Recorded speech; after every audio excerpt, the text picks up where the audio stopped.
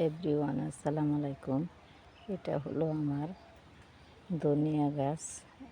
কেউ এটাকে বিলাতি ধনিয়া বলে বা কেউ বন ধনিয়া বলে। দেখেন, এই গাছগুলি একবার যদি লাগানো হয় আর লাগাতে হয় না।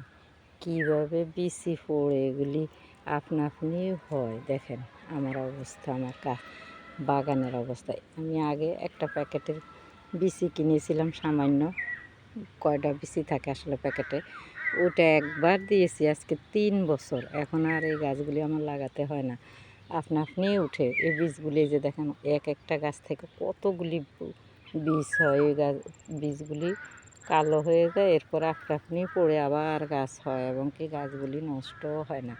এই দিন আসলে বৃষ্টি পড়লে আবার গাছগুলি আপনা আপনি হয়ে থাকে। দেখেন, এই ধনিয়া পাতাটা আসলে বর্ষার সময় আমাদের দেশি ধনিয়া পাতা থাকে না, তখন এই পাতাগুলি আমাদের অনেক উপকারে লাগে।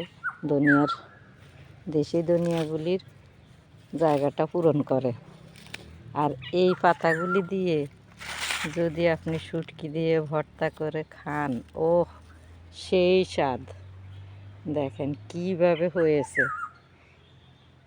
কিন্তু এগুলি ধরতে খুব সাবধান। এই যে এগুলিতে কাঁটা আছে, ধরলেই আপনার শরীরে কাঁটা ফুটিয়ে দেবে। দেখেছেন? আপনারাও এরকম একটু লাগান। একটা গাছই যদি লাগান টবে কিংবা বাগানে মাটিতে, দেখবেন আর আপনার ধনিয়া পাতা কিনতে হবে না। বছরের পর বছর আপনি খেতে পারবেন।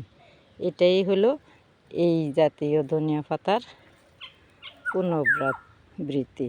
এগুলি বারবার হতে থাকে, বারবার হতে থাকে, এগুলির কোনো শেষ হয় না।